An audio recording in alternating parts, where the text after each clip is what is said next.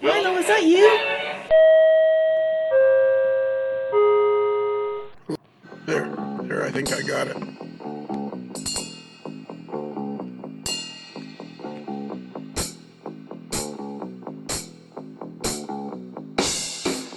Shane show. Hey, Shane the young gun, we haven't talked to you for like a million years. Yeah, it has been a while, hasn't it? Where'd you go? I went to India, and I climbed a mountain, and I joined some monks. I found myself. And then on the way back down, I got lost again. So here we are. You climbed a mountain. You went to India, climbed a mountain, found the monks out in the backwoods, a tribe of monks that nobody'd seen for 20 years. And they had this beautiful layout, but it was S-scale, and they couldn't get any parts for it. Yep, pretty much. So you told them. I just decided you guys are on your own. I'm out of here. I'm going to go back to the N-scale stuff. Yeah. They kept saying, do you know a man named Mike Ostertag, the spoon? Yeah, they kept rambling about some temple up in Wisconsin, some guy that knows a thing or two, but... Yeah, that was their, what is that when they're doing when you're doing what do they call it when they're humming and all that stuff? What do they hum? When they meditate? Yeah, and they're all going, spoon. Spoon. All right. So we haven't talked for we actually have talked, but the problem, Shane, that you don't understand, and I understand, this is because you're just a young buck. You're not an old wise guy. Old wise guy. Yeah, that's pretty about me. It's a good name. Let's keep going with that. Yeah. And you don't realize that people want to hear from you. People have missed hearing your wisdom and your excitement for the hobby. Yeah, well, it's somebody said it a while back. Well, I say the while back. One of the last times I was on there, you just get busy with life stuff sometimes, and you just kind of have to take care of things before you can go back to having fun. So, but is there anything more important than the AML podcast? Oh no, of course not. Okay. Well, I'm here today. We had a wedding and a birthday, and one of our friends was having a baby, and I was supposed to go sign some papers, but here I am. I really wanted to cut out time to make sure I could be here today. Yeah, you were scheduled to deliver the child. Yeah. Yep. So they had available the best doctors in the world, but no, they want Shane because they've seen his decoder work. Yep. And I got to thinking about it, do better installs than taking out things, but whatever. Hey, you know what I'm going to do? I just had this idea. This just happened just while we are doing this interview. This is the way the AML network works down here in Busted Knuckle, Kentucky on the 48th floor of the Stuart L. Sterling building. I just had a great idea. You did that interview with Chris Palomarez. Mm-hmm. I'm going to put that on the same show that I put this interview on. Do it. I'm going to. So how did you manage that? How did you manage to get Chris Palomarez on? So Tony talks with Chris because we've been talking about going over and being on Ken's show at some point if we ever get time, which may happen this year. I don't know. We're still talking about it. But he talks with Chris all the time. Ken, you don't mean Ken the dude Patterson, do you? Yes, Mr. Patterson himself. The dude. The dude. The first person in model railroading to be known simply as the dude. The dude. Yep. So anyways, Tony's talking to Chris. Yeah, Chris is pretty involved over there with show. So Tony was talking to Chris, and I told Tony it'd be cool to get him on there to talk about some of the new Athearn stuff because they're at that time. Trying to remember what all's in that episode. I think there's a hopper that they're bringing out in scale and HO. He talks about some more of the stuff they're trying to line up in terms of getting stuff to come out at the same time. Some more of the new in scale stuff that they're starting to focus on. So I was looking through one of the announcements, and I told Tony, it'd be really cool to talk to him. So he got it all set up, and we sat down and we talked to him for a bit, and really good. I thought it came out pretty good. Like I said, we talked about a lot of the new stuff. There's a lot of things that he hints to that are coming up from Athearn, so it ended up being a really good show. So we're going to publish this show, this episode of the Shane Show. We're going to the third episode, maybe? No, this is like 4 or 5. Really? I thought this was only like 3. No, we've done a minimum of 3. I'm going to go into, you know what? No, you might be right. I think it is 4. I'm going to go into the big filing cabinet, the big Modeler's Life filing cabinet. There's a drawer just marked Shane shows. Oh, is there? There's been 5 of them. Oh, really? So this is number 6? This is number 6, I wasn't thinking we were that far along. and that doesn't even count from Russia with Love. Oh, when I was getting the board, yeah. Wow. Yeah. So there's been 6 Shane shows. There was a special from Russia with Love, and 2 episodes of Tape to Tape. Which, by the way, I believe is Peter Borchard's favorite show is Tape to Tape, I think so too. where we only talk hockey. So yeah, this is Shane show number 7. Hmm. So we're going to publish this and the Chris Palomarez interview on the free channel on March the 11th, 2019. Cool. And the reason I bring that up is because since you talked to Chris, there's been a major shakeup at Athearn. There has been. And I was wondering, you have your finger on the pulse of the nation. So what's happening there? What do you think is happening there? I'm not sure entirely. The Kansas City and the Plattsburgh branch have yet to conference on it yet. We're still waiting for some comments. So a little bit more of development before we say anything. But I don't know. It's one of those things that it's hard to forecast because it could be a multitude of things. A lot of people have said the same things about Intermountain and Fox Valley, about going under and all that stuff, especially with the Chinese factory closing. And really, there's been a lot of shakeups from about this time last year to now through the entire industry, regardless of company. So I'm not sure if it's a downsizing thing. I heard through, I won't say a reliable source, but I heard through a group secondhand that Athearn is going to be sold off from Horizon. Right. Or something to that effect. So it could be a part of that, but I don't have any official information on that yet. So, well, and I think the thing is, I don't think it's their model railroad division. The Horizon Hobbies is a big company, and I wouldn't imagine that it's just because the model railroading is slowed down. I think it's got something to do with Horizon Hobbies as a whole. Because it's a big company. I can't believe for a second that RC cars are more profitable or more industrious or more alive than model railroading. I can't imagine that.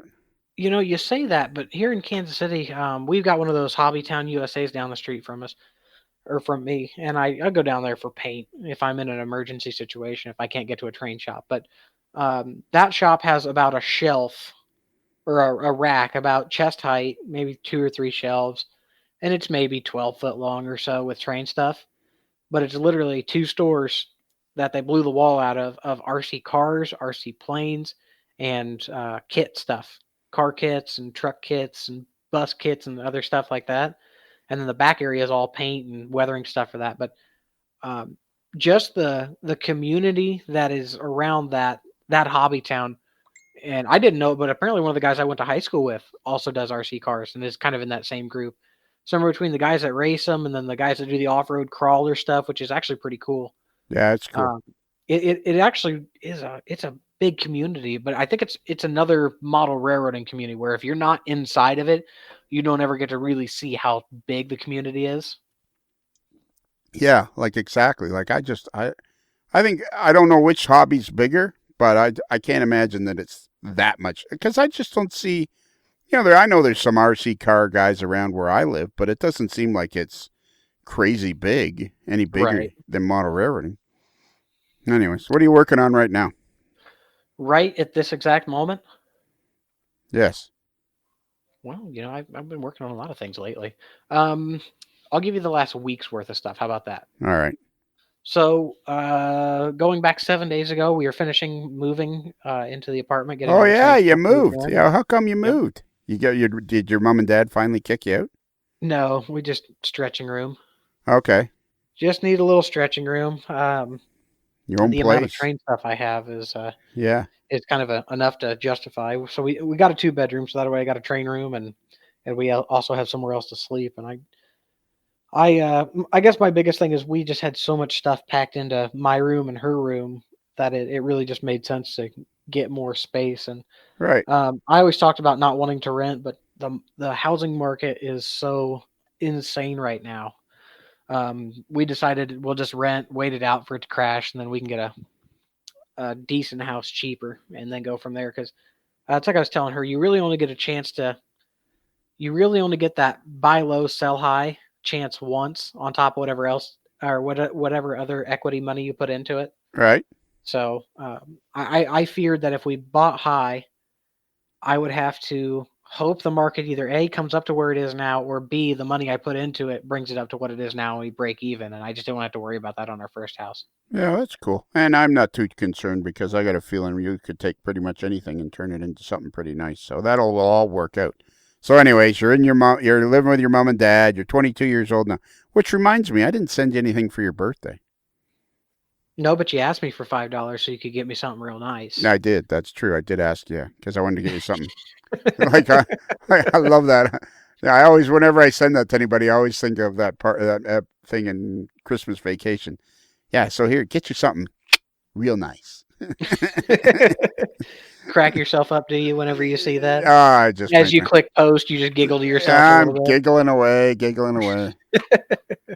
All right, so so you're living with your mom and dad, your girlfriend's living with her mom and dad, and you just don't have enough room, so you get your own place. So now you got your own. I saw your fancy new workbench. Where'd you get that?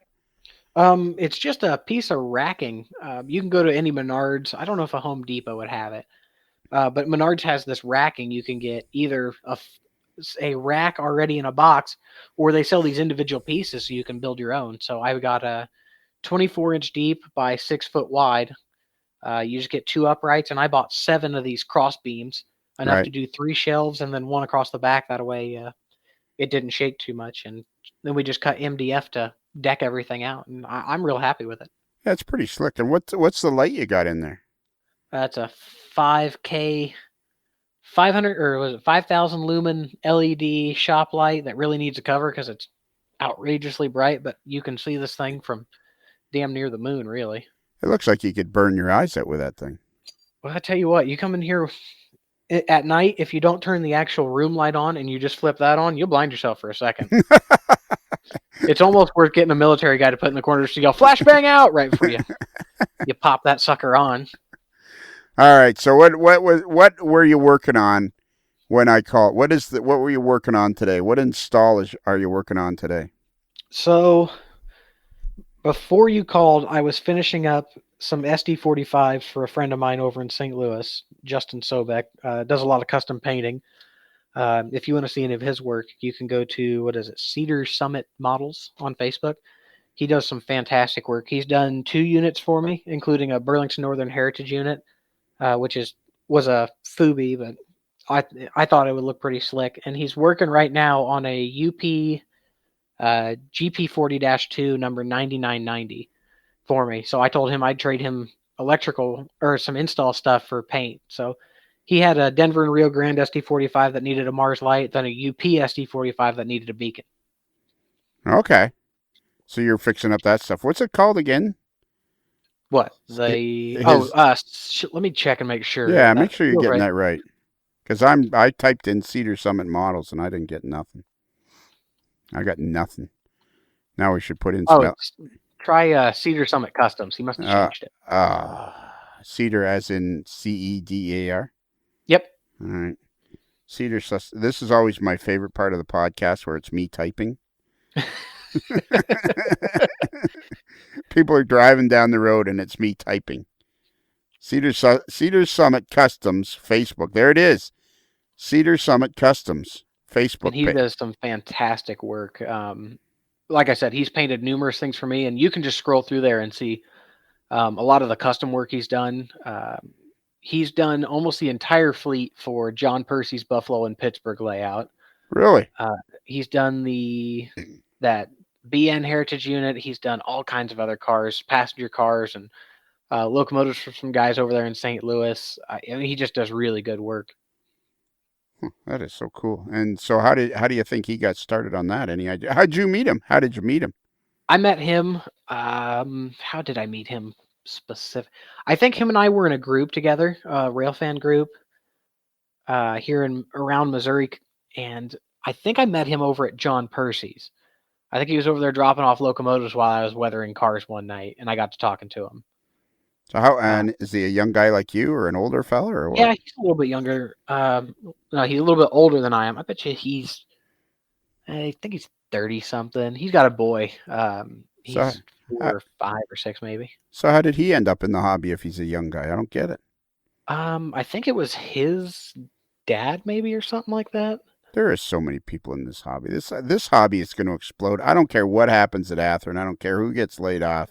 Everybody's going to get rehired, and this hobby is going to explode. Oh, for sure.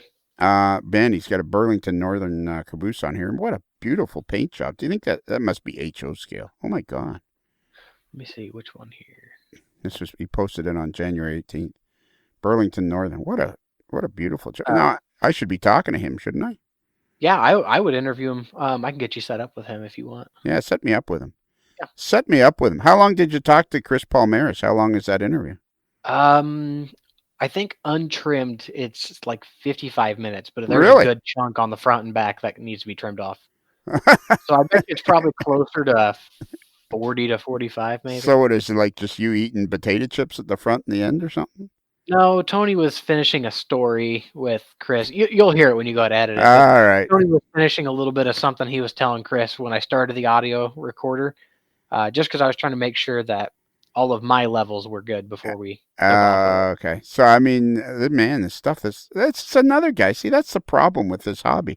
Here's another guy that needs to be interviewed. I didn't even know he existed. Like, my goodness gracious sakes alive. This hobby is crazy. All right, so you were finishing up some installs for him because he did some painting for you. Yep. Finished up the lighting on those today, doing the programming, doing a little fine tuning on the Mars light effects, and then went out to the local hobby shop today. So I've got an ESU decoder that I've been waiting. It's actually going to go in that 9990 he's painting for me. But I got a little bit impatient today, so I went out to the hobby shop thinking I was going to buy another GP40 to put it into for the time being. Just because my head says get one, and then when it comes, we'll get another decoder and just put it in there. Right. That and they had 20% off locomotives this weekend too. Ah. So I made a trip out there thinking I was going to get one, and then ended up not buying one. But they had some of these Atlas articulated auto rack cars, and I don't know. I don't even want to remember what the price on them is now. I want to say they're almost $70 now, but they had one box. This is how long some of this stuff sits in the store. They had one box that was still labeled for like $36 on one of these articulated auto racks. There's a lot of that stuff. If you dig through some of the shelves on that store, you can find some old prices on some old run stuff. So I picked up one of those for $40 and some rail joiners for bench work. We're getting ready to start here pretty quick. So you're going to build, well, how big of a layout you're going to build in that room? Probably not that big, but it'd be cool to get stuff running in that. Yeah, I'd like to get, I'm not quite sure exactly how or what all I'm going to do just yet, but I know for sure I want to build Williams Bay from the 2012 MR. Okay. I really like the operation scheme of that little area. It fits in really nicely, regardless of what layout you put it on. It's just a really easy town to fit into any layout. And I think in scale can be condensed down to roughly a foot and 3 inches or a foot and 4 inches wide by 12-ish foot long. So I'm thinking if I do it in 2 6-foot pieces. Yeah, that'd be pretty cool in scale. Yeah. I want to try and do it in Fremo because I think there's a guy here in town who's getting ready to start a Fremo club, and then I can take that out to shows. Yeah. Look it up with the Fremo clubs. That's a no-brainer. Okay, so I got a question for you now. I got 2 questions, and both of them are about ESU. Okay. Your favorite company. That's still your favorite decoder company, isn't it? Personal preference, yes. Personal preference. Although our friend Young Jordan, who is the occasionally employed producer, I'm thinking we got to change that name, but it works for now. Yeah, it's growing on me. He's a Soundtracks fan because he thinks their Steam files are better. You know, honestly, as of right now, pre-ESU version 5 release, says if you're doing Steam, I'd go Soundtracks. So what's the big deal with the version 5? What's happening with that? So the biggest thing is it's a So the version 4 was almost 10 years old Right. as of the NMRA show last year in Kansas City. So it's when you look at it components wise, 10 years of electronics, hell, your iPhone you almost have to upgrade every year or two because Yeah. it becomes outdated with what's going on now, let alone a decoder that's 10 years old components wise. Yeah. So it was getting harder for them to source components for some of that stuff, as well as it was time for them to upgrade. Some of the biggest notes on that being an increased number of lighting functions due to these manufacturers that are using more lighting, like Scale Trains doing the walkway lights, the cab lights, the step lights, all the fancy lighting and whatnot, as well as ESU's. I think one of their biggest things that's held them back on their sound decoders has been the Steam files because the version 4s could only play 6 tracks at once or Right. 6 individual sounds at any one given time. So on a diesel's not much. If you consider a horn, bell, compressor, the prime mover, that's 4, and you still have extra space beyond that. With Steam, you have to remember the number of little pieces that make up that sound file. The boiler hiss, cylinder cocks, chuff, whistle, bell, air cocks, air compressors. I mean, there's a number of things that make up a Steam file that all play at the same time. So I liked the ESUs when they released the 844 file, but that's one drawback I did not like about it is when you play. So if you have the air pumps playing and you turn on the bell, the air pumps will kick off, the bell will start playing because it needs that extra track Right. and it prioritizes sounds over other ones. But when you turn the bell off, the air pumps will restart again.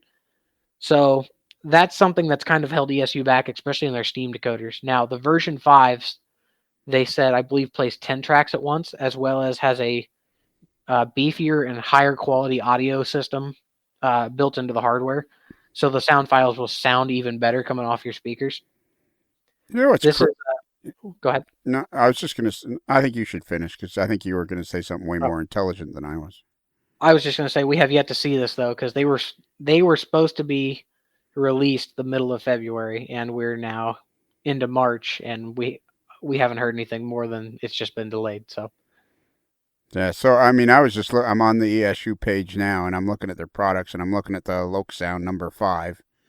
And the page that has them all listed, like the Loke Sound Select and the Loke Sound Select Direct, but they're like the Loke Sound Select Micro, and they got a picture of it. And by the way, they have a dime for scale beside it. It's like so teeny tiny. It's like minuscule, and it does all this stuff that you're talking about. mm-hmm. The micro is what I use a lot in my own install stuff. Although now with they've released number 73100 and 73199 are the part numbers. It's a drop-in board that goes into Atlas and Intermountain locomotives, which is thinner. It's longer, but it looks kind of like a regular in-scale drop-in board for DCC, and it's amazingly easy to drop in. But like you said, those micros are nice for steam engines, especially like HO small scale steam, 440s and whatnot, Right. where you may not have a whole lot of room. If you're looking to do a special project like, I don't know, a ballast tamper, one of those micros would be absolutely perfect for sticking into a tool cabinet on anything. And yeah, they've got what I think they've got 6 lighting functions now, as well as sound and all this other stuff. It's impressive what they're doing, and I'm definitely excited to get my hands on it. I know I've got one on order for a customer project, and I'm antsy to get it to see what the big difference is between version 4 and version 5. So now here's something that I would say is like, so I just realized, did I?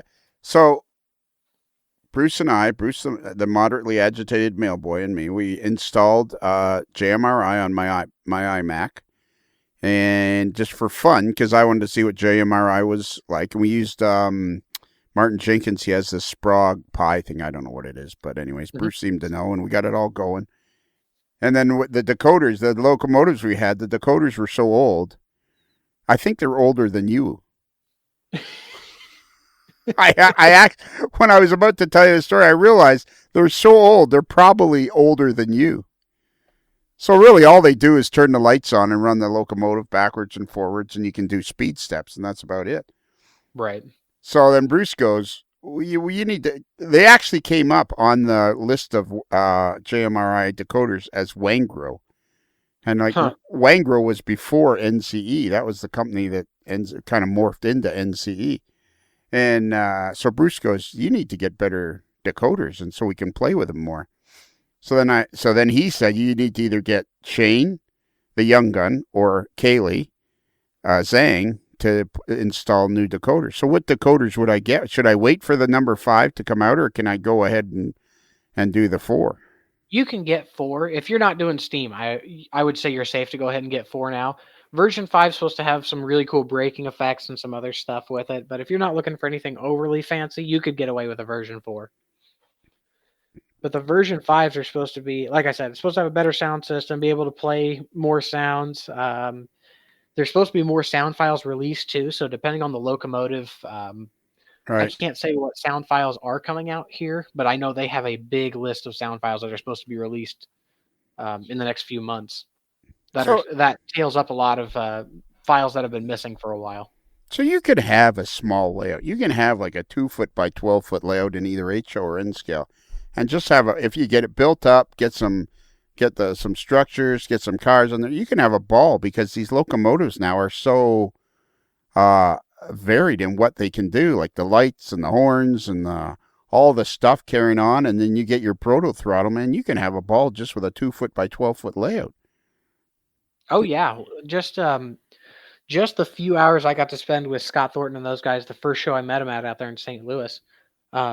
Just playing with that throttle on literally 6 foot of track with one switch, I was so beyond myself as to what I was doing in that one moment.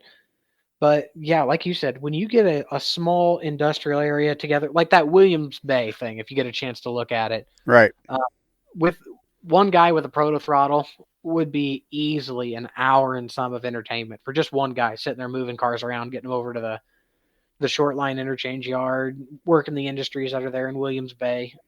Yeah, you don't even have to have two jobs, or you could have two guys. One guy's a conductor, one guy's an engineer, and you could build a 12 foot by 2 foot on one wall, or maybe a little bit of an L shape, and just have a ball by yourself with all the braking stuff they can do now, and how ultra realistic it is. That's the thing. Soundtracks for a long time is, or at least for a couple of years, has had three different braking modes: dynamic, train, and independent, and they all brake at different rates.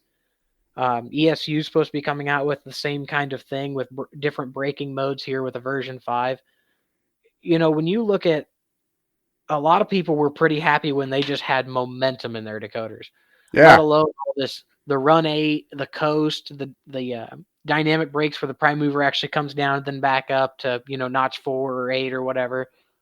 Um, and then the fact that they can get really specific with it. I was doing a set of projects the other day. I had two GP38s. I guess them a couple months ago. Two GP38s, one with dynamic brakes, one without dynamic brakes. And what I can do is I can set the dynamic brake ones to have dynamic brake fans on, and it'll do the whole dynamic mode where the prime mover drops down, then comes back up to notch 4. The one without dynamic brakes, if you set a non-dynamic unit to dynamic, it just coasts at idle. It Wow. doesn't do anything for you. So you can literally have it to where one will be at coast because it doesn't have the dynamic brakes, where the other one's sitting there cranking out, trying to slow your train down. It's amazing what you can do, just sound and features wise, let alone with all the lighting in the weathering and whatnot. It's become a whole sub hobby of model railroading. I'm going to try to say something prophetic now, so don't be surprised if it doesn't come out right. But the hobby was a part of the hobby is, of course, the people and the community that you create. And one of the things was that if you wanted to have operating sessions and have 5 or 6 guys or 7 or 8 or whatever it was your layout had needed to operate, you'd build yourself a 20 by 24 or 30 by 30 layout, and you needed a big layout. And that was the only way you could do the community. But now an individual can build himself a 2 foot by 12 foot layout with all this really cool electronic stuff and all that stuff like you just described. But then you can still have the community because you can connect now via social media. So what used to be the problem of a 2 foot by 12 foot layout was there was nobody else to run it with. Now you can have this, you can have that layout, be fascinated by that, and yet still have your community experience because of social media. Did any of that make any sense? Yeah. Yeah, Okay. it's taken allow me to figure out how to create words now. It has oh man, that was good. That was real good, Lionel. Uh, But that's what it is. Like you can now, in your room, in your 2-bedroom apartment where you are now until you get your house, you can build yourself a 2 foot by 12 foot layout and 2 6 foot sections that you might use for Fremo. But you can have a ball building it and operating it because you know that any night you can jump on your computer and talk to some guys and say, hey, look what I did. Or look what I'm doing, or and then you can go back to running the layout, and right, that's the whole thing. The community and the layout now, the size of the layout is not dependent on how much community you can have. right. Man, that's heavy. That was a lot. Maybe we should just end it there. Call it a good, Yeah. call it good. Just wrap it up. We'll end with that. Cut out that part where I didn't know what to say. um. We'll just call that good. But Well, okay. So now what? So now would you be offended if I send my 2 locomotives to Kaylee? no, I think she does fantastic work. Yeah. Okay, that'll be fun. And then you know what? You and her can collaborate on my locomotives. Wouldn't that Sounds be? good. Wouldn't that be fun? So what kind of decoders in are we going to tell her to put in? Well, what are your models? They're two Atlas Jeep 7s on Cato drives. Jeep So Sevens on Cato Drive. I go ESU. ESU Just number. I really like their 567 recordings. You could either pull the trigger now and do version 4. I would almost wait till version 5 comes out, just because there's not a big price difference, All right. and you're gonna have the latest and greatest. Okay. Now talking about price, let's talk about your new friend and my somebody that I've known for a while, but somebody that we all introduced on the AML network on episode 99, Adam Pinellas and Prospector Models. Tell me all Mhm. about that. So how'd you meet him? So I met him through the podcast, but he messaged me asking me if I knew much about this ESU stuff, and I messaged him back and I said, "Yeah, I've been working with it for a while." So I got on Skype and I guess he's kind of tinkered with it, but he hasn't done a whole lot. Even though now he's a dealer, which cracks me up. Yeah. But um, the programmer itself can be kind of intimidating when you first open it up. So I think I spent the first night on Skype with him for about 2.5 hours, walking him through all the tabs on the programmer. Right. And at the end, I close the programmer out and I just go back to the camera and he's just in awe. And I said, "Okay, you ready for the test?" And he just shook his head. He didn't know what to do. But um, spent a good number of nights. Actually, I still do talking with him, getting files and whatnot straightened out. But just working with him, getting his programmer set up and everything, because he's now an ESU dealer. Um, like many other folks, Brian at Streamline Backshop being another one. But Who we still haven't talked to. yeah, well, he just got done moving too, so or he might still be moving. No, he should be done by now. All right. Moved down to Alabama, I believe. Oh, did he? Like he moved a long ways. Yeah, he because he was up there around Indianapolis, I think, Right. and now he's down towards Alabama. Wow. Wonder why he moved down there. I believe it was a work thing, but I have been wrong before. Don't quote me. Okay. But anyway, He's open 24 hours. yep, you can get on there at SBS for DCC. Yep. But anyway, no, so I met Adam through the podcast, and him and I got to talking, and I think a couple months ago he invited me to like his InScale page, and it's one of those things where I kind of put it off. I was like, okay, whatever, another InScale page. I'll get to it when I get to it. And then recently I got to talking to him, so I went into his page like, let's see what he's got. And I was looking at his layout, and I was like, oh, wow, this is impressive.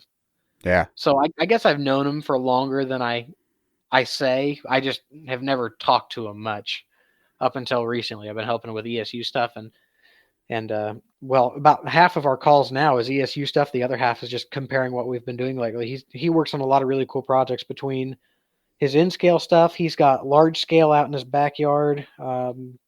He's also an Amtrak engineer. He's an Amtrak conductor Conductor. on He the used to work. California Zephyr. Yes. But he used to work for Utah Rail. Yep. He was BNSF. Yeah, he was BNSF. He was 19 when he became an engineer. Mm-hmm. Crazy. Adam, we're talking about you, buddy. We're talking about you. And now he's got an ESU dealership, which I'm very confused about on that. What's confusing about that? Well, he's just a guy.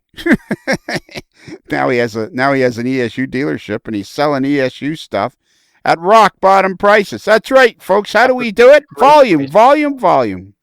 Great prices. I know. Is it the best prices you can get? As of right now, yes. So that's kind of crazy. But he's going to become like the powerhouse in ESU. He very easily could be if he keeps running the prices he is now, but we'll see. The thing I'm interested to see is price shifts on that version 5 as we go after release. I don't think it'll move too much just because the price of the version 4 to version 5 didn't move much. But how much is a version 5, the select direct or whatever you call it? Let me see here. I have it somewhere. See, now I'm having a real problem because here's a problem you can help me with, and I don't mind air. You know how try to be very transparent here at the old AML network. Yeah, we had to shut you down on those pants you wore in last week. It was they were pretty loud. I'm becoming really good friends with George Bogatuk. Okay. And you love ESU. Mm-hmm. George Bogatuk, of course, works at Soundtracks and is their guy that goes to all the shows and does a lot of their PR and all that stuff. Right. So now I'm like really jammed between a rock and a hard place. And I wouldn't want George to take any offense at this, but I think I love you more than I love George. Well, it happens, you know. Because you and I, we hit it off immediately. I think it's just like kids. Everybody's got their favorite. Yeah, I think even though you can't tell them that, everybody's got their favorite. I think our very first email was very. Oh no, our first exchange was very lovingly done. Yeah, very. So what do I do now? Like I feel like I'm gonna have to, every time I buy a decoder, if I buy an ESU decoder, I'm gonna have to go buy a Soundtracks decoder. I feel like. Well, you know what you could do. What? And I'm very good friends with George as well. You know, I hang out with him during the St. Louis show, and I spent some time with him during the national show as well. George is a great guy, and I'm not saying I don't like Soundtracks products. I've had that question before. I like Soundtracks products. I just installed a sound card decoder in that articulated auto rack today. I think their Tsunami 2s are fantastic, especially their Steam decoders. Personally, part of it for me is I can't fit Soundtracks decoders into N-Scale as well as I can ESU, because ESU decoders are significantly smaller in their format. And I've told George that. He came into Kansas City for Prairie Rails last year, and I told him that. I said, I think you have a great product. I just can't use it in any of my models, just because I end up having to do significantly more milling than I do with ESU stuff. So George got an invitation to Prairie Rails? Yeah, he was here last year. I don't never get invited to Prairie Rails. Well, you see, it's like this. There's people that set that up for the same reason that I don't have an invite to Prairie Rails. Yeah, and I noticed Chris Atkins always gets an invite to Prairie Rails. Well, it's because he goes to all the other things. He's involved with whatever rails he has down there. Yeah, and that's their big thing, is they always take care of the layout owners ahead of people who are just operators. Hey, our buddy Speed Muller, who's one of our friends, he came up with a great idea that there's lots of layouts to operate in Cincinnati, and we should get all the AML folks together and do an operating weekend in Cincinnati. Oh, that'd be fun. That would be good because it's not that far from anybody. Cincinnati's kind of like right smack in the middle. It wouldn't be any farther for you guys to drive to Cincinnati than it would be for me to drive to Cincinnati. Not horribly. No, it's about the same, so that'd be perfect. I like that. Sorry, go ahead. I was just gonna say I like that idea, Speed. I think we gotta do some Rico work on that, or recon work on that. Not Rico, that's illegal. Recon. You mean like the cheese you put in the microwave? Recon? Yeah, exactly. Do some nacho work on that. I got one more question for you before we go, because you just kind of glanced over it, and I think people are going to be going, what was that? So you bought an articulated what? It's the TTX articulated auto carrier. Okay. So you bought an N-scale because you're an N-scale guy. Yes. And you're going to put a decoder in it? That's already done. That's And what I finished up when you called. I was putting a Soundtrax Tsunami sound card decoder into that model, and what it is, it's a sound decoder that does not have a motor function on it. It's made for going into your passenger cars, freight cars, caboose, um, really your rolling stock. And what it does is it has wheel sounds, flange squeals, coupler sounds. The newer software, I had one from the older release sitting around in a box, but the newer software ones also have livestock sounds for doing cattle cars, chickens. They have cows, chickens, sheep, or no, cows, pigs, and chickens, or something like that. They have a number of bells and horns for doing passenger cars, whether you're doing a bobber caboose, a shoving platform, a Metra cab car. Um, One of my favorites, well, I should say this, they also have generator sound. So if you're doing passenger cars, old heavyweights, you can have generators under them.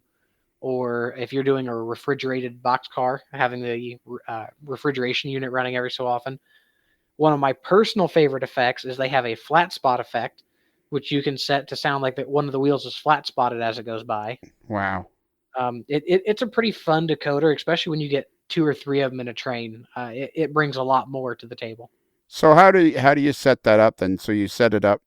Oh, before I ask you this question, or read this comment, I'm going to say something directly to Mike Wachowski, little Mike Wachowski, who lives in Green Bay, Wisconsin, home of the frozen tundra of Lambeau Field.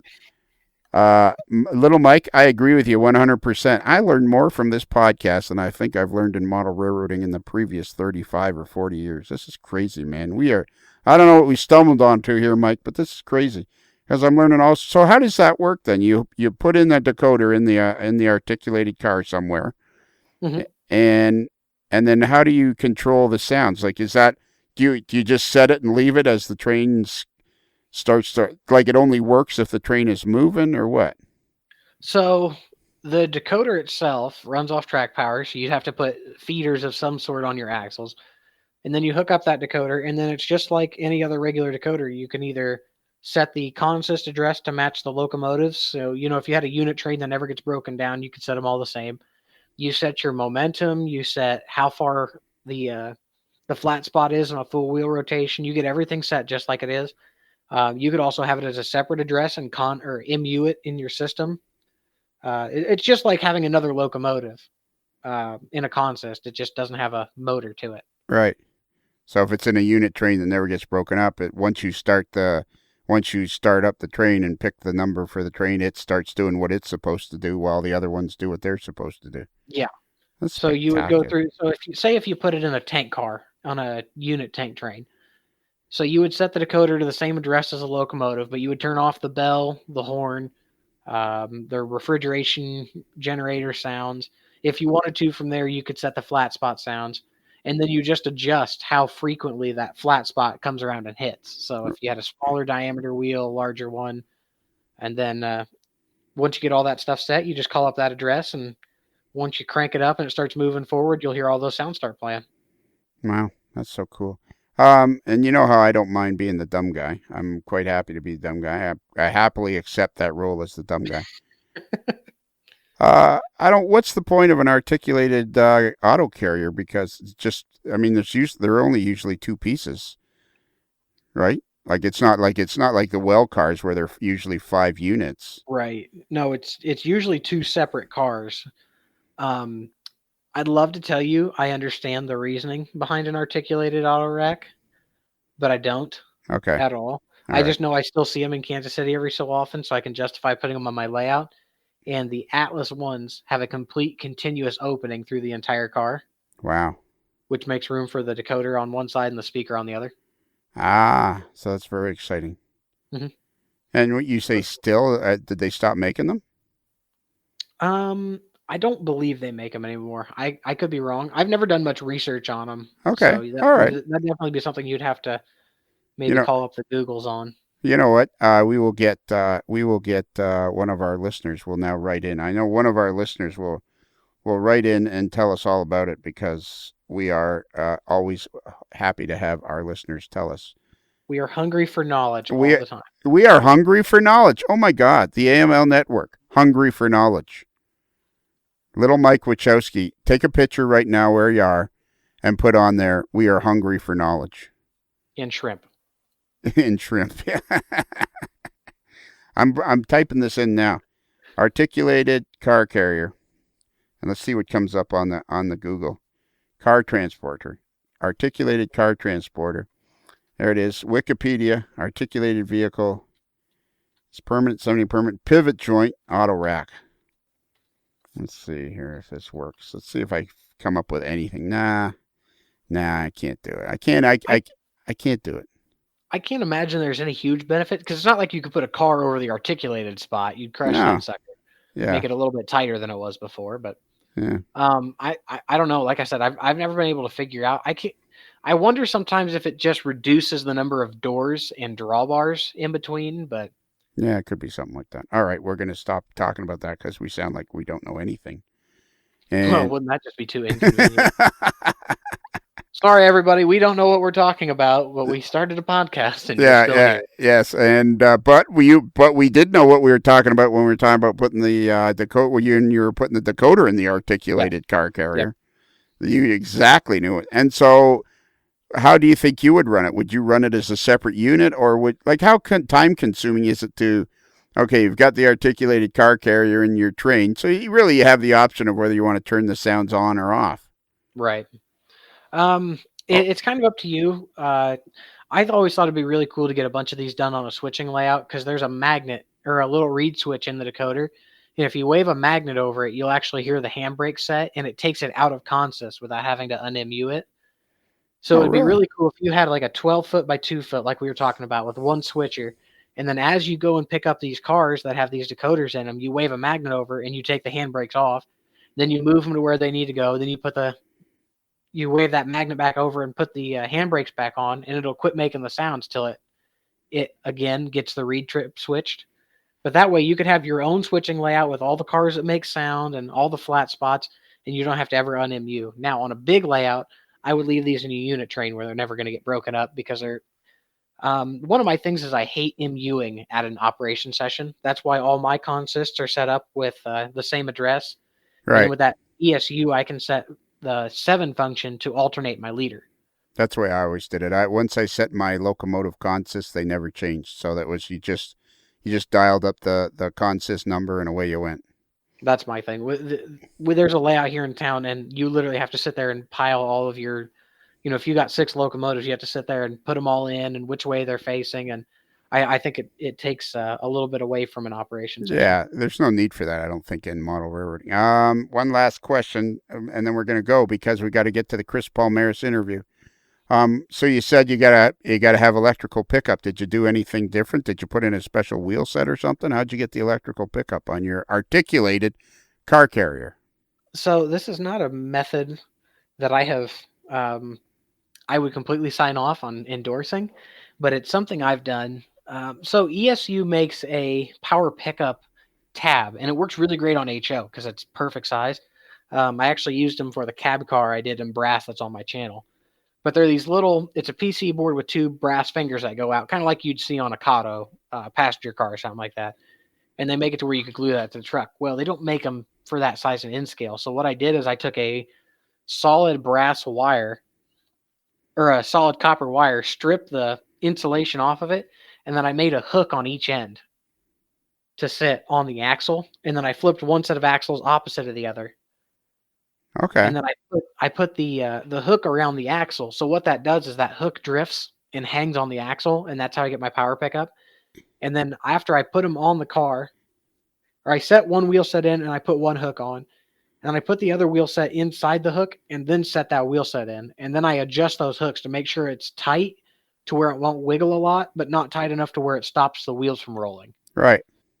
And it's not the world's greatest pickup method, but for in scale, it works pretty well, especially if you put a capacitor on there. So that's what I did on mine is I hooked my decoder up with one of those Soundtrax capacitors, and they'll last 10, 12 seconds on a full charge. So I shouldn't have to worry about anything super insignificant. I was actually rolling it back and forth with my hand here before I put the capacitor on, and there was a little bit of a drop in some spots, but I also haven't cleaned this little piece of track I have up here too. So like I said, it's not the world's greatest, best way to do it. Give up everything else you've ever been doing forever. But I know I think Peter Borchert has a reefer that's also done with this method because I think I taught him that one time. And I think he did one of these sound card decoders in a reefer with the same thing. And it works. It seems to work okay for him. He hasn't taken it out yet. So, but Wow. like I said, for the sake of not having to try and sit there and over engineer something, it works just fine for me. You need to make a video about that. Yeah, I was supposed to shoot photos of this install for writing up in an article for our good friend Uh, Otto, and I shot about one photo right before I started. So yeah, it's another thing we never even talked about. Oh my goodness gracious! You're now the we haven't talked and had you on the podcast since you became the assistant editor at Model Railroad News.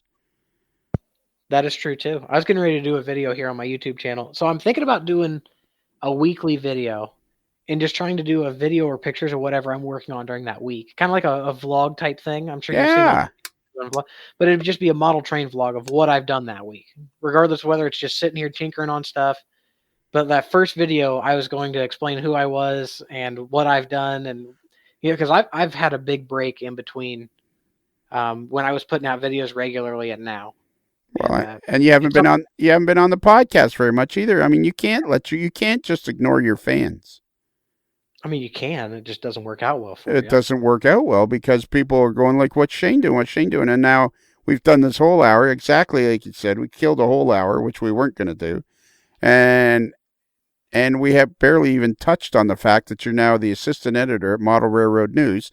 Tony Cook, of course, the AML's very own Tony Cook, of course, is the editor of Model Railroad News and the editor of HO Collector Quarterly and the head of product news at AML and the creator of the X2F files, and now he's your boss. What's he like to work for? Is he a tyrant? I tell you what, he just rides me all the time. He's always on to me for turning stuff in. Something about I can't just keep these models forever, and I actually have to write about them or something. And I don't know. I just kind of tune them out. I know. He said to me about 3 weeks ago. He says we were talking about something. He says, Lionel, that would be. You've mentioned that a couple of times. That would make a good editorial, and I wrote it that night and sent it to him the next day. Mm-hmm. I think your editorial, if I recall, I think your editorial will be the same issue I'm building a photo module for right now. Well, there you go. How cool is For that? the front cover of it. Wow. So now how exciting would that be? You're on the front cover, and I'm writing the editorial. Well, as long as I'm ahead of you, that's fine. Is what Well, absolutely, I understand that. Okay, we're gonna go listen to Chris Paul. And can we talk again sooner than later? Like, can we do this again? Well, for sure. Now that I'm all settled in and we've got more space and whatnot to do stuff, I'm right. definitely willing to get on here. We ought to do this like maybe once a month or something. Absolutely. People That want might it. be a bit much. Maybe once every other month. Yeah. No, it's never too much to talk to Shane. The Shane Show. This is number 7, and we got to do a tape to tape before the playoffs start. For sure.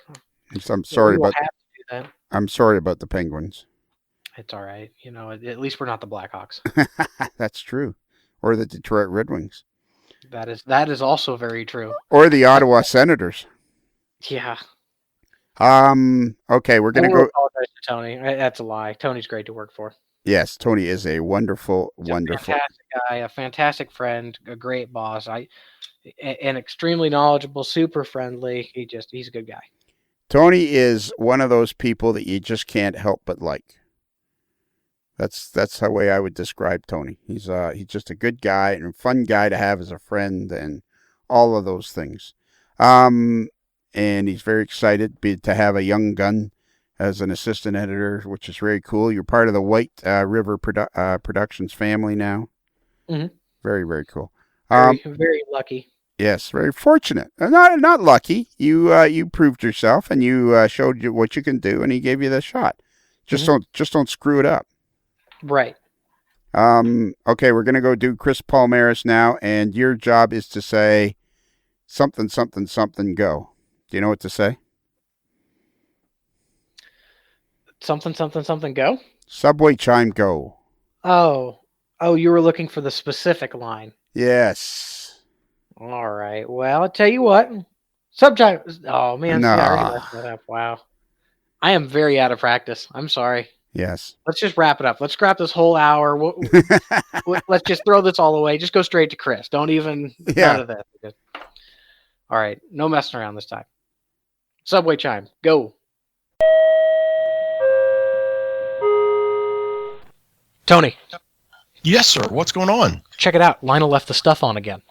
Again. All the lights are flashing and bars are moving. Yeah, the security here at Busted Knuckles not what it used to be. I know. It's crazy. At first we had a guy, and now it's just a mannequin, and he kind of looks threatening at first, and he really doesn't do much. Budget cuts, I guess. I don't know. I don't know. It's hitting us all hard, really. Do you know who happens to be here in Busted Knuckle, though, tonight that we ought to bring in here and do a little recording? Who happens to be moving through? I happen to know that somebody from Horizon Athearn is with us tonight. Really? Yes, right here in Busted Knuckle, Kentucky, and I think he would probably talk with us, even though Lionel Strang, the host with the most, is not present tonight, so I think we could do a Renegade show. Well, if you've got him, bring him in. All right, here we go. Christopher Palomarez, please come on down and join us here in the studios of the AML Network. Hey, everybody. I was just leaving a whoopee cushion on Lionel's seat. He fits right in with all of us. I like this guy already. There you go. There you go. Well, Chris, we appreciate you coming in today to at least talk to us for a little bit here. And not many people may not know much about you. So tell us a little bit about yourself and what you model. Well, I've been a long-time modeler ever since I could pretty much run amok around a 1971 Amtrak single-level streamline concept. That's kind of how it all started. From there, I became a teenage modeler. It was myself and another gentleman, Art Armstrong. We co-founded together Fremo, and that's been pretty much proliferated all over North America. I think there's been also some factions across the pond in England, and I think also in Australia too. Long time. I love railroad prototype models. I've been a freight car modeler, locomotive. I model Southern Pacific, 1985. I'm starting to dabble into modern day Northwestern Pacific. And yeah, I love all things trains. So, well, what's your preferred scale? Well, I model pretty much an HO. I was considering doing something really strange for a little while. I was thinking about doing TT scale for a little bit. Way, really? Wow. Yeah, it would require me to leave my beloved tunnel motor, so that was kind of like a short. Yeah. So I've been in HO. My collection has been centric around that scale, and the bulk of my stuff is definitely SP, about 1985. I've been kind of clandestine moving that mark up a little bit to almost 1990, but not quite in it all the way, just kind of dabbling in it. So that's kind of the real short abbreviated version. I will say, points added for the TT, points taken away for not in scale. Sorry, dude. And my only TT diesel is Southern Pacific. It's an SW something. Do you remember that guy that was doing some, I can't think of the name. Yeah, I have one of those, and I have some of those 40-foot boxcars. And it's very intriguing. I mean, you set it up and look at it, it's like, wow, this is a neat, interesting scale. Yeah. Well, what really appealed to me about TT scale, and it still does, is there's enough support as far as like doing the wheels. I was actually looking at using the McHenry N scale couplers, which scale out about right to a scale knuckle coupler for TT scale. Also just, what you can fit onto like a 4x8 foot layout really makes a whole lot more sense for like a small space, empire type thing, but you still can do a lot of modeling. In fact, you're going to be doing everything. Right.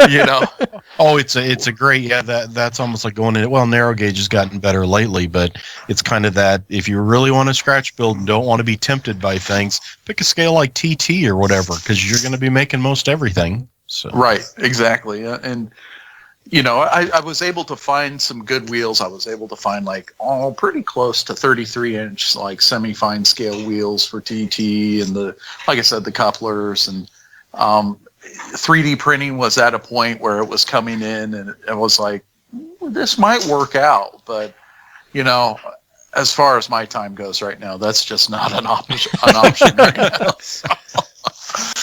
But definitely interested. It's a neat scale. Definitely. It is. Yeah, it is. And it always has threatened to go mainstream, and then never quite does, or at least in North America. I think Europe is its big, where it has its popularity.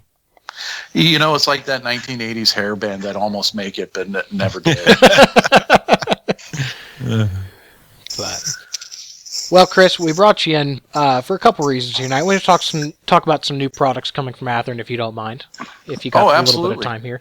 I want to start in with these new in-scale PS4427 covered hoppers. So what was kind of your guys' draw to this piece of rolling stock?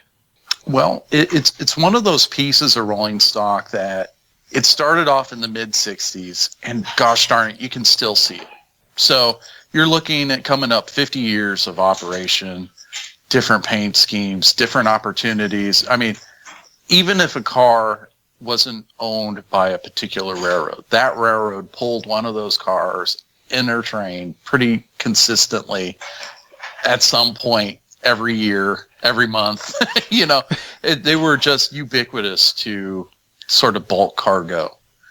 And we were looking at our N scale line, and it just seemed to be a missing link for us, is having a good grain car. Well, we have two now. We have the ACF 4600, which are they're going to be delivered here pretty soon, and now also the Pullman Standard 4427. So those were two kind of quintessential grain cars that, also talking to N scalers and really getting into just the personality of N scale.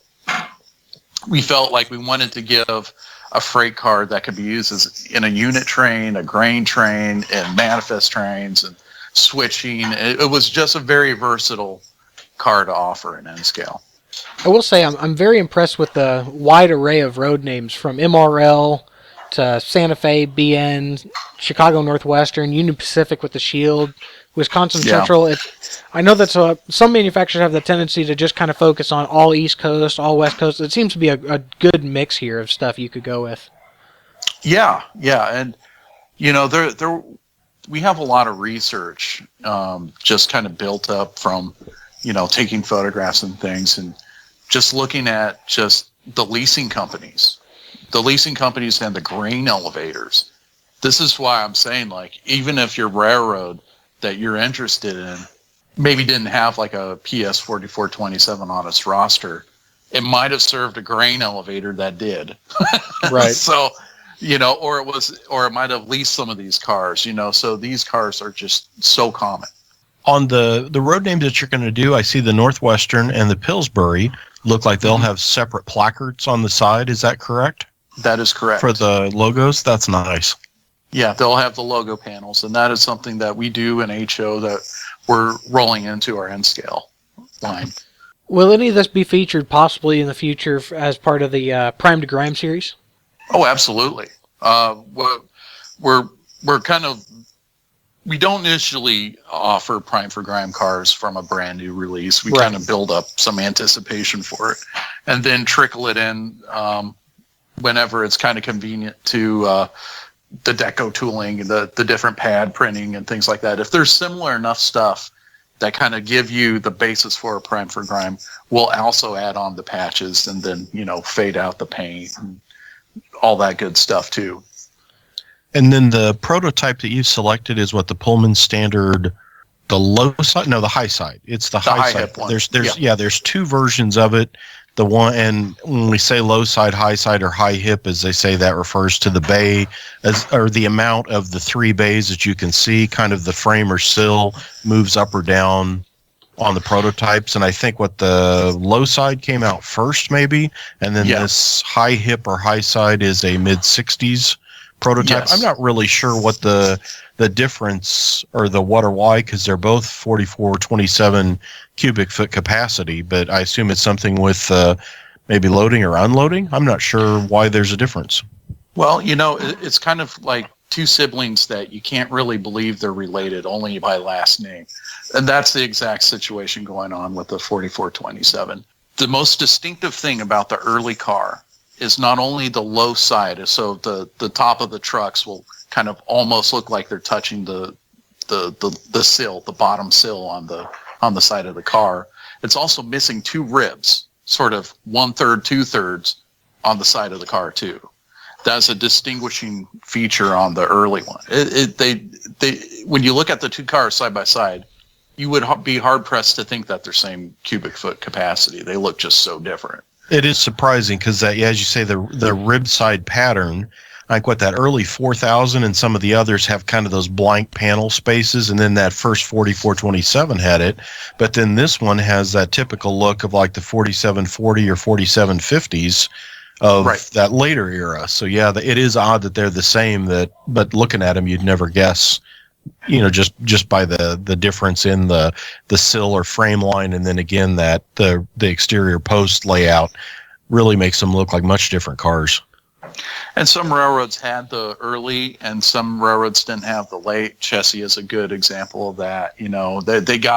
They got some of the late the 4427s, through different acquisitions and leasing and stuff like that. But big time early, maybe not so much on the later one. But it's the neat thing about the 4427 is it just adds that much more variety, no matter which version you get to a unit grain train. I mean, they're all represented when you're talking about some of these trains. Like Burlington Northern. Good grief. Oh, They'll have them all. Yeah, I noticed that. Like when Shane and I'll be out watching trains or something, I'll be looking at center flows or the regular covered hoppers like this, thinking, oh, is that the Athearn model or is that the exact rail? And then I'll see the cubic foot. It's like, oh yeah, no, it looked like it, but it's not. So yeah, and yet they'll all be BN or BNSF. So you'd think it would be a row of the same cars, yet they're intermixed. So yeah, it's not even on a unit train. It's a unit train of grain cars, but maybe not necessarily, all the same cubic foot. And speaking of being different, I think I saw you're doing 3-packs on the in-scale 4427, and the one that caught my attention was the UP, which is a late 80s prototype with a small shield. But in the 3-pack, there's a version with Northwestern, Missouri Pacific, and Western Pacific reporting marks, right? Yes. That's cool. Yeah, just kind of give the 3-pack a little bit more variety when you're building a unit train or a grain train. You kind of want to have as much sort of subtle difference, I should say, within the consist of the train.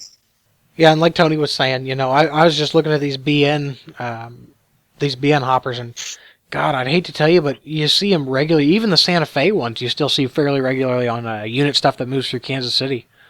Oh yeah. So it's crazy to think that how long these things have been around. I mean, almost as long as some of these locomotives that still run yard service now, that these cars are still out there servicing customers. It's absolutely crazy to think about. Yeah, it's cool that way. That's one neat thing about freight cars is, just the miles that these things get and for every year of service is just incredible. Oh, just imagine the stories they could tell, places they've been. Stuff like that is just crazy to think about. I mean, yeah, some of those, like those Santa Fe cars that we see that are still in like that mineral red of the one you're doing, that 60s prototype. I mean, think about it, probably had F units pulling it when it was brand new, potentially, and then now it's got GEVOs. I mean, that's the spread of time for some of those cars is really amazing compared to, diesels. We see some of them in yard service, but mainline stuff, you're not going to see that many things 50 years old still running mainline trains. Yeah. Your in-scale line, you talked about the 4600. Is that coming out in in-scale too? I know it's coming out in HO. I didn't realize it's coming out in N as well. Is it? Yes, it's coming. It's going to be delivered here in the next few months. Wow. I mean, I think that's one that a lot of people probably don't think about, but like your in-scale catalog now is, I think if you're not there, you're all but at 50 different freight cars. Yeah, and increasing. we're also bringing out more. I think you're familiar with our auto rack and end scale. Well, we have also recently come out with the 89-foot flat car. The next logical step is to also bring the long runner into end scale too. So, Oh, wow. so there's a lot of neat stuff coming in for end scale from us. And you guys have not been in all that terribly long. We were talking and looking at some of the stuff, getting ready for the show, and I think I found that it's the Chicago Hobby Show of the fall of 2002 is the announcement of Athearn going into end scale, and it's like, wow, that's, that'll be 17 years this fall, and look at all the stuff that's out. I mean, it is an impressive, because again, I think you tend to think of Athearn as HO, and they do some in, but there's quite a bit more in when you really start looking at all that's available. Yeah, and I think it really helps to have some end scale, hardcore end scale modelers within our ranks at Athearn. We have several guys that they live and breathe end scale, and talking to them, and then also just having the firsthand experience going to some of the end scale conventions, and really just like trying to, I guess, pick people's minds about what gets them enthusiastic about building their trains and just their participation within end scale. Really kind of help kind of hone down what future Athearn products should really target, because end scale's not little HO. And I think that's very true. Yeah. It's funny you say that, because that was the next question I wanted to ask was, I think, when you think of G scale, it's outdoor, it's a completely different animal. And yes. O tends to, is it 3-rail or is it toy trains? But HO and N, and to an extent, I guess Z, gets kind of clumped into that. Well, that's kind of all the same kind of user or the same level of model railroad or hobbyist. And I think it's very different. I mean, the HO, and not that one's good, bad, different, better, but HO and N are not just Coke and Pepsi. That it's a different animal. What's your take on that? Mine is we just can't take like a Genesis HO project, hit the miniaturization button and call it an end scale product, because there's different features and I guess just level of authenticity married to, we're talking about something that's really a lot smaller, almost 60% the size of HO. So just physics are going to behave differently for a smaller car like that. So we wanted to attend to the things that mattered the most to end scalers. And we feel very strongly that the 4427 is the right step forward. We're not going to just, like I said, shrink down to an HO scale model. We're going to put it where it counts, trying to keep that price sensitivity and that level of detail at a good level between the two. I will say that's one of the things I've always been impressed by with the Athearn models, especially if you look at, just across the in-scale side, with the Big Boy, the Challenger, the numerous diesel locomotives, the numerous freight cars, some of my favorites being the 30-gallon, or the 30,000 and the 33,000-gallon tank cars that you guys make. The level of detail, and like you said, being price sensitive, I think it's worth every dollar, with the level of detail and the printing that's always been consistent across the models. I can say I'm definitely a fan. Well, I appreciate that. Thank you. But we definitely want to listen to, our customers in this scale. I think one of the things that kind of comes up is just like, well, are you going to take end scale seriously now? And my response is always, we've invested hundreds of thousands of dollars into body mounting all the couplers on the entire line. We're totally retooled all of our trucks. So those are the two primary things that we wanted, that were mentioned the most to me personally over at some of these end scale things, is, making sure it runs right, making sure the couplers are good. Those are pretty fundamental. It's like they have to be bulletproof, and that's what we're really focusing in on our end scale line, is just upping that quality right where it counts. And that's a great thing. You guys do that everywhere, though, with like the diesels, the rubber MU hoses, and the LED headlights are two things that on the newer stuff, I think it's just fantastic. I mean, when you look at it's amazing to pull off the shelf a really early, ready-to-roll diesel model, especially if it's a blue box heritage release, because it is almost nothing more than, well, that's just the blue box with its handrails on, and it's got knuckle couplers. And then you look at stuff today, and it's like, well, it's a ready-to-roll, but wow, look at the pilot differences now with hoses and like the LED lights, and not to mention electronics like the DCC changes we've seen, but that constant upgrading and better. Well, and the tunnel motor that you just did in HO is another great example. There's a model that has some blue box heritage to it, but wow, that new run with the see-through back end where you move the back gear tower forward so that you can clear the sight through the radiator intakes, that's amazing. Yeah. I mean, wow, that is so cool. Well, to N-Scale's credit, N-Scale was the first product line in Athearn that had LED headlights.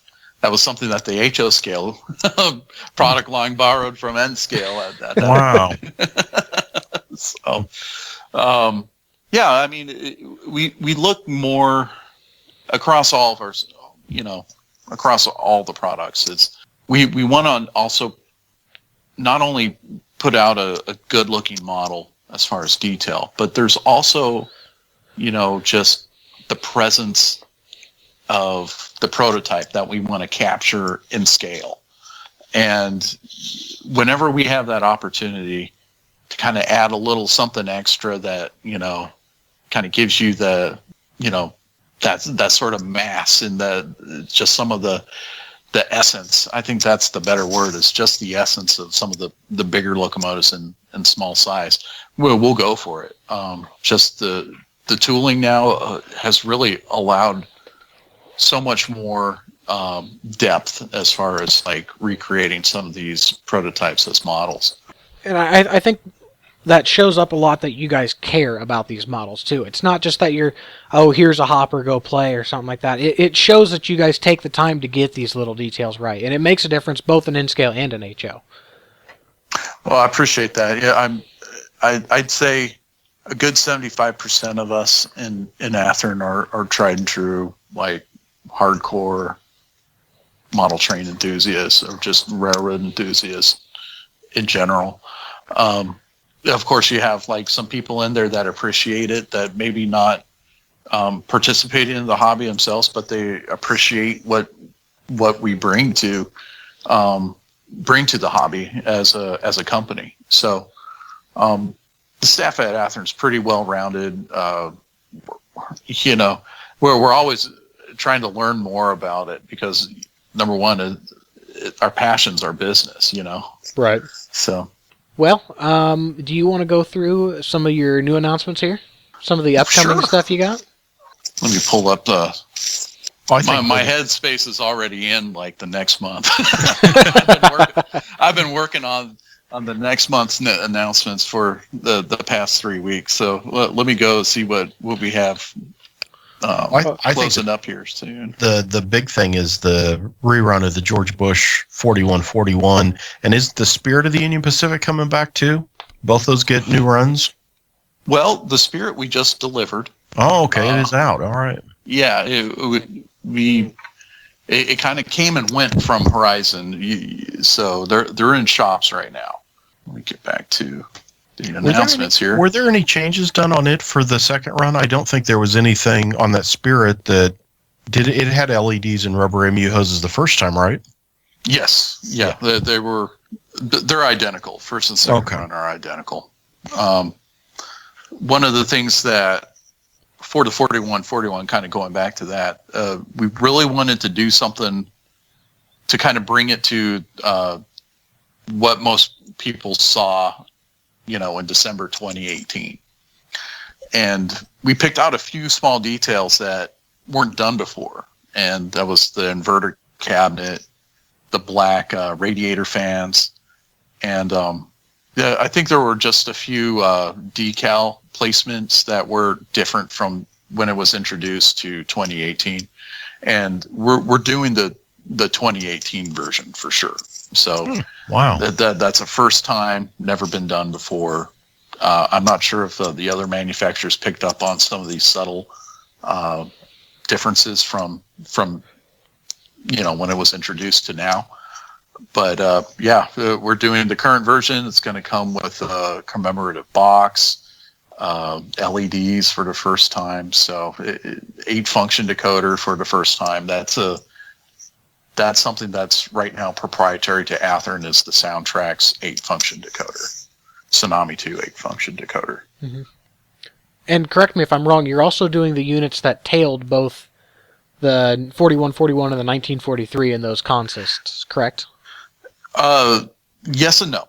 The 9069 was actually the lead locomotive for the first section of the funeral train. There was a first and second section. The second section actually had 4141, right. 9069, and that's the one that got a lot of video coverage. But there's still a lot of photographs, and a lot of people were trackside waiting for the second section to show up that saw the 9069. We're also bringing out the 9088 that should be delivered here pretty soon, and that is the one that was with 1943 going around the country. I believe the beginning of 2018. When the 1943 first was unveiled. Yeah, in 2018. Okay. Yeah. Gotcha. Yeah. Into 2017, beginning of 2018, when it started going around. So you'll be able to build all 3 consists regardless of which special feature you're doing. Right, and these are the Tier 4 credit locomotives, so they saw a lot of different assignments beyond just being second loader on these trains. I mean, these things were used on lead point or on points of different freight trains, mm-hmm. DPU, all kinds of different freight service. So they're good for just about anything, whether it's being like the commemorative train or just general service freight. Right. I always like it when you guys do that special box. I remember, I think when Shane and I first saw that Spirit of the UP, I said, mm-hmm. Man, I haven't even opened the box yet, but I got to have one of these just for the box.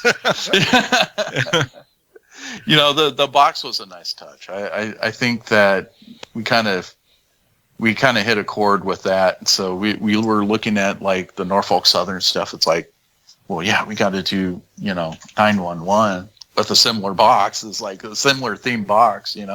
It's the same thing with the 6920, the honoring our veterans, Norfolk Southern. So 4141, it was a natural. I mean, this is important to a lot of people that were there, that saw the funeral train, and we just wanted to honor that and just give something that just kind of like, this is special. And those are things a lot of times we don't. When you look online and things like your website doesn't. I know that's one thing. Whenever there's either a new box design or something special like that, I try to put that in the background behind a model in any mm-hmm. of our reviews and like Model Railroad News, because again, that's something that if you just looked on, you have no idea. Like, oh, I didn't know it came in this different box. That's cool, So yeah. It's always something special. Yeah, yeah. And a lot of guys kind of like, they may have had the early George Bush, but at the same time, there seemed to be like this bidding battle, yes, on these things. So the people that were more interested in the new run coming up, I guess they might have bid or put their locomotives up for bid on. But yeah, that was kind of and I don't know if you guys saw that whole procession there, that Union Pacific ran, but it was pretty incredible just to see how many people were trackside that day. Now Shane saw it down in Kansas City. I saw it over in, Atchison, wasn't it, Shane? Yeah, I was over in Atchison and saw it come through. And Atchison's a pretty small town, a good 45 minutes or so northwest of Kansas City, and yet there were people pulling up everywhere, and I'd have people say, "What's going on?" I said, "Oh, the Bush funeral train is due through soon."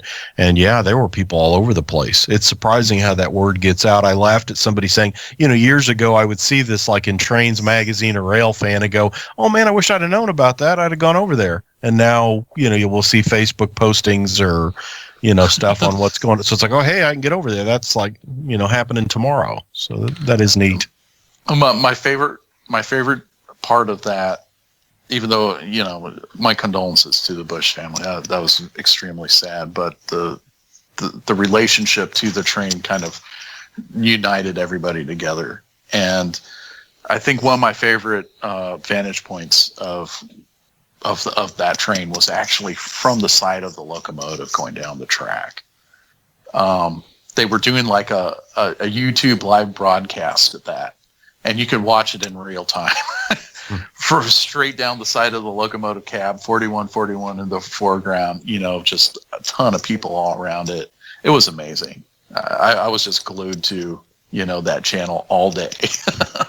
I've never seen all that equipment look that good. That passenger car, the excursion train, is never shabby. It never looks bad, but it was just eye-popping that day to see it go by, because everything was just spotless, beautiful. I mean, it was a sight to see. Yeah. Yeah, definitely. Yeah, I think it kind of motivated some people to really look at, the entire train and, become interested in the excursion fleet. Yeah, that's the one thing. I had the live feed of that entire thing up on my computer screen at work when that day it was happening, and I had to say the same thing as you. It's absolutely amazing to see the number of people that were trackside that day. Like you said, they had a live feed going from a camera mounted just to the side, but just the number of people everywhere. Yeah. Every overpass had a fire crew on it with all the trucks set up and I mean, it's just amazing how many people turned out for that. There was back in I think it was the 80s it was like the mid 80s or so. They did like this. They had like this railfan excursion between the UP and the Southern Pacific at the time. So they had 4449 and I think it was 8444 at the time, like storming up Cajon Pass side by side. Mm-hmm. I remember that. Yeah. I kind of equated that to like Air Force One being, escorted by like the Blue Angels or something. It was like railfan mecca up there around that time, and Pentrex did some videos of that, and they're the same thing. Helicopter chases, roadways just lined up for miles with people just trying to pace these trains up the mountain.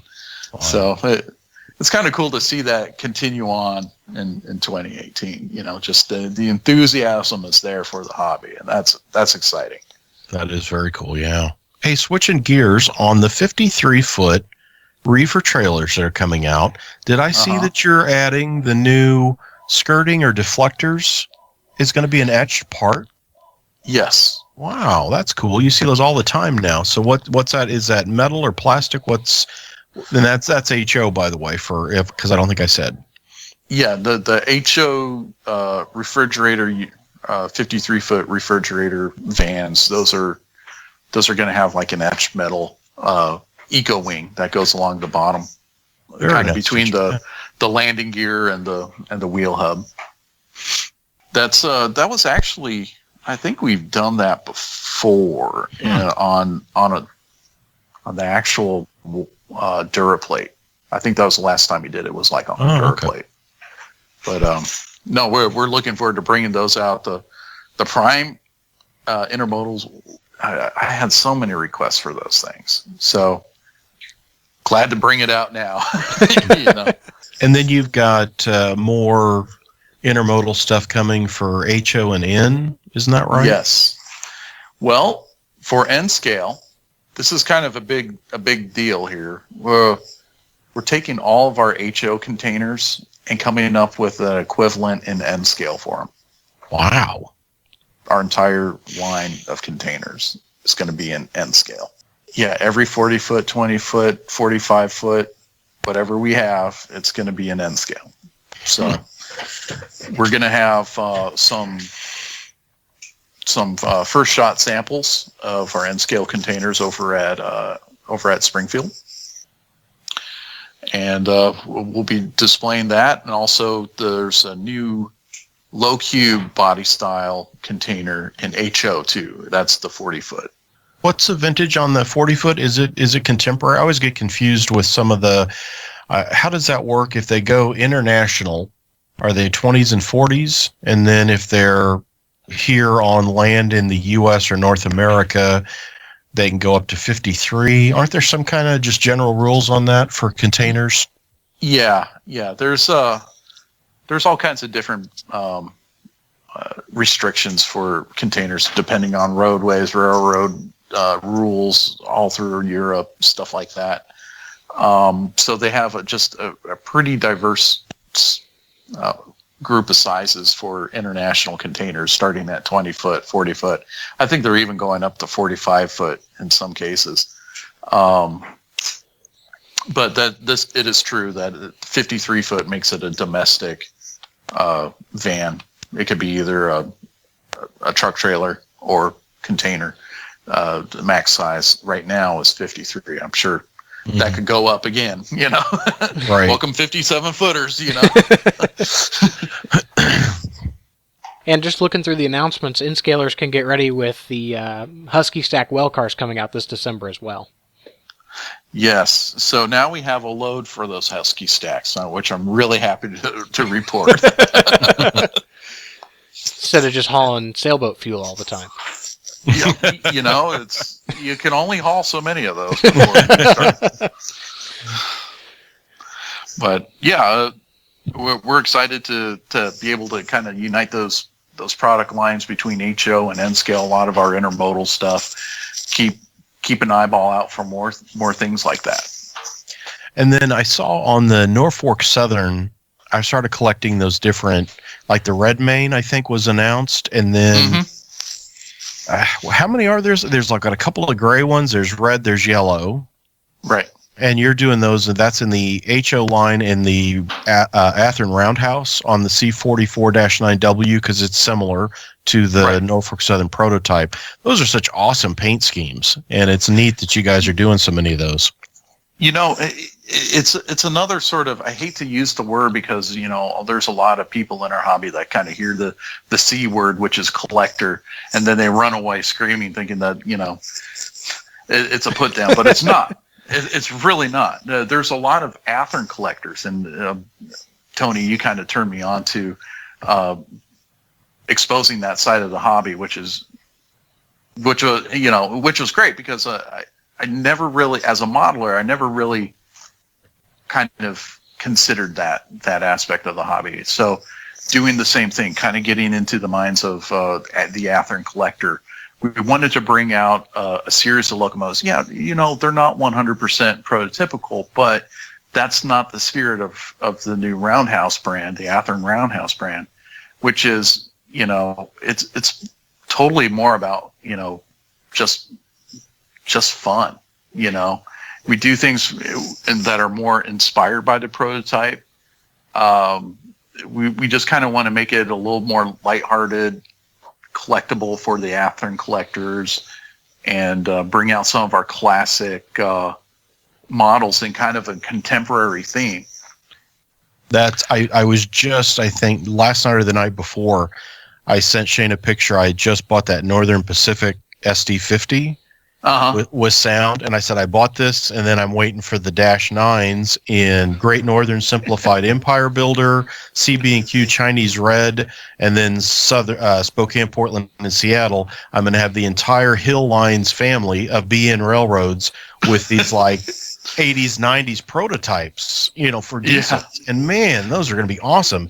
Now, you're still showing drawings on the Dash 9s, and they show February delivery. Are those getting close? I know that SD50 made it out early, and like I say, I just bought it, but are the others, the Dash 9s, pretty close? I just saw the shipping manifest, and they're on the water. Uh-oh. I'm gonna have to pay down my credit card because I got those. Yeah, we have a lot of fun with Roundhouse, but we want to bring in, kind of like treat it kind of like how Blue Box was in the 80s, where they would put on the most modern paint schemes of that time on some of these cars, and that was sort of like model railroading back then. There's still a pretty sizable group of people out there that still have that sort of interest in the Athearn line in that respect, but with the current day paint schemes and stuff. So we're treating the Athearn Roundhouse line a little differently than it has been treated before in the past, and kind of really finding that sort of that one place where we have Athearn collectors, and we try to get them thinking about their collection. And I'll tell you what, those Norfolk Southern Maine locomotives are definitely collectible. Yeah, you got to have all the colors. Exactly. Now, when that first one came out, I didn't realize it was out. I think I found it at Redboard Hobbies in the St. Louis area, and I said he had it in his case. I said, "Man, I hate to make you put that all back in its box. Is that the only one you got?" He said, "Yeah, it's the last one." I said, "I got to have it because I've missed it now that it's come and gone, and I want to have each of those." So yeah, right. that collector part, it's a lot of fun. And again, anybody that takes a look, go to the athearn.com and look up those -9s, and just to see right now it's just the line drawing of the Chinese Red Burlington and some of those others is just wow, look at that. And those and they sell really well, I think, too. Didn't you guys did what the -9s years ago, or the AC-44s in chassis system and like Rio Grande? And I think I got the Rio Grande. I don't know that I ever got the chassis, but those came and went real quick. So when you hear some of the real serious modelers go, it's like, well, try to find one. They go real fast, and I never see them at shows or on eBay. So the people that got them don't give them up. It's a fun thing. That's a fun part of our hobby, is having a good-looking model that is a real prototype, but dressed in something that, well, you'll never see that for real, but you can see it on your railroad. Yeah, I mean, I'm a prototype modeler. I'm pretty particular about just my own personal collection having that vein, but I can share that enthusiasm for some of the fantasy painted stuff or the inspired painted stuff, because when you step back at it and just go like, these guys are having fun. That's cool. I mean, how can I have more of that? Yeah, I think it's cool. And sorry, go ahead. One of the things that you're doing too, though, that I think some guys need to look at, because they probably think maybe the car's a little too new. I know in some of your high cube, like 50 or 60 foot cars, you've done like Western Pacific or Penn Central on cars that are maybe just a little bit newer, where maybe it was a changeover to Trinity or Greenbrier that was, say, FMC or Berwick or something before, that the car is very similar. So I think for a lot of models that maybe not otherwise you could get, that the model is of a prototype that's just a little bit new, but the paint job, it does match a car that is real and is very similar to that one. And I'm trying to think what that Penn Central car was, because I was talking, my dad had called me the other night saying, "Hey, I'm sure you already got these, but did you see Athearn's doing this, and because of course he knows I'm nuts for that kind of, oh, that's not, I got to have one of those." I said, "No, I didn't even know about that. I said, I have to get those. I didn't realize those were out." But I think the Penn Central, I forget what that car is, but it's really sharp looking. Yeah, the Gunderson. Yes, 60-foot Gunderson. Yeah. We kind of want to take that opportunity for some of these more modern cars, because we have our Genesis line, and we don't want to really touch that into or take that into fantasy land too much.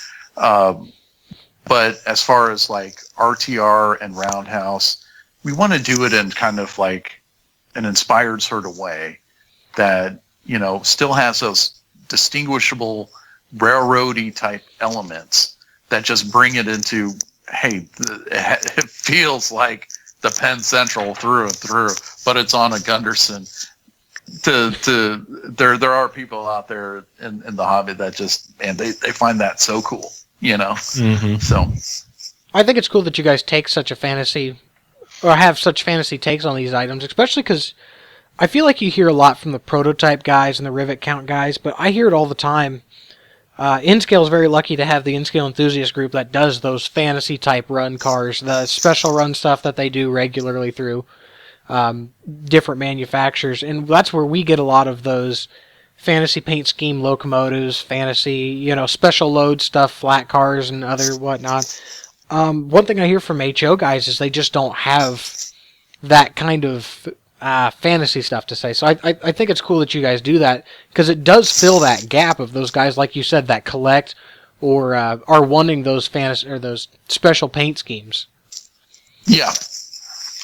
Yeah, absolutely. I mean, I think that there might be a lot of clout for the prototype stuff, and it's amazing we have what we have now, as far as like the diversity and being able to really attenuate a product line to these very diverse and even in some degrees opposite sort of takes on, model railroading.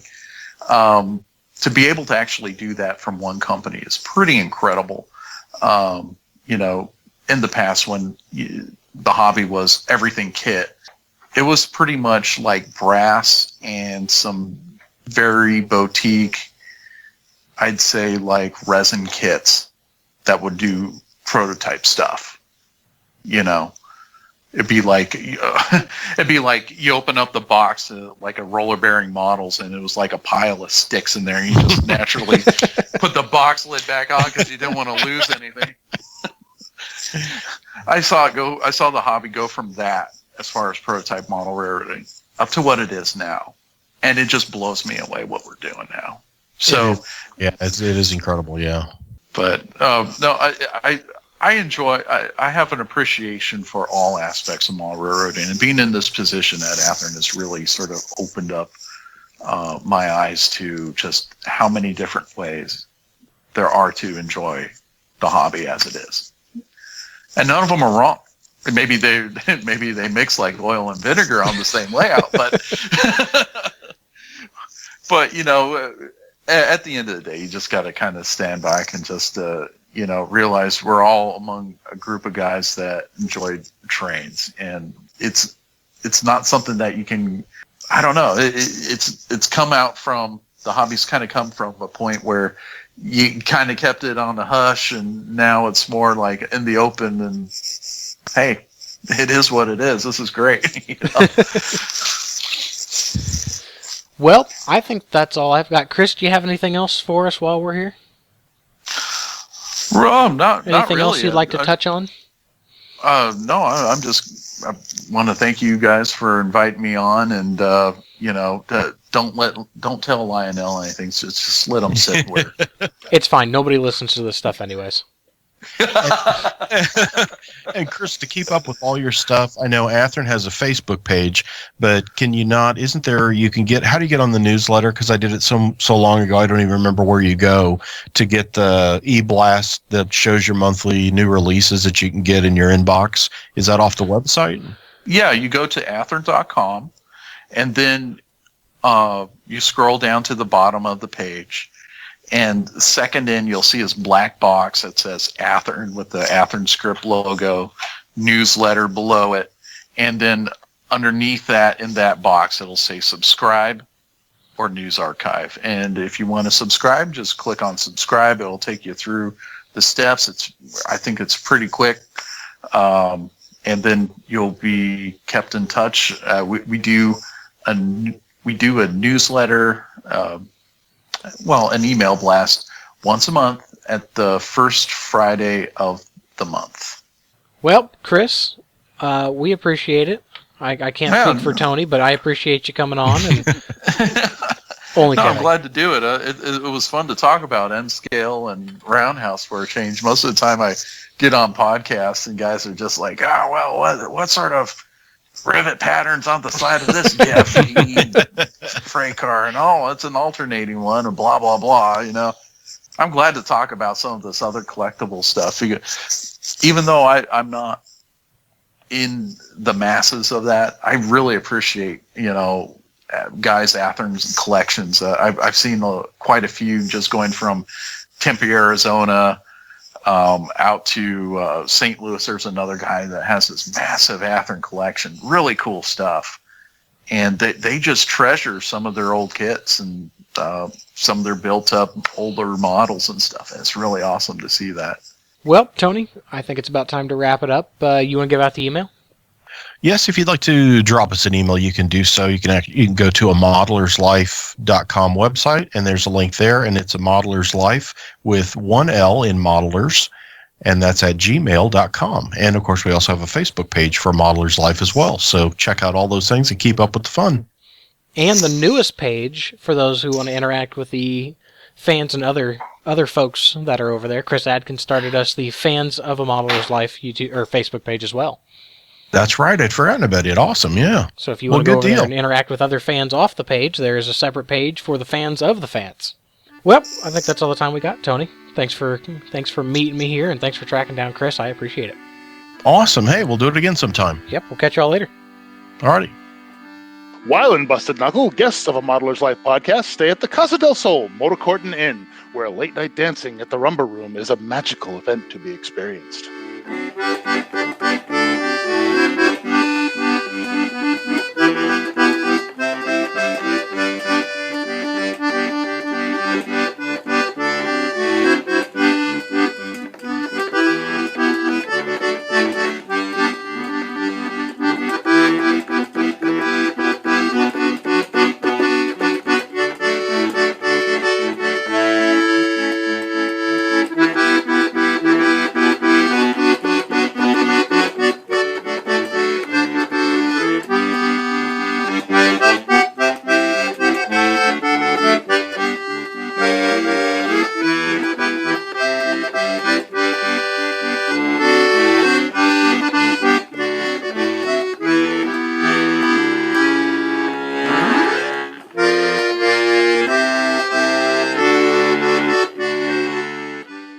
It's another Lincoln Homer.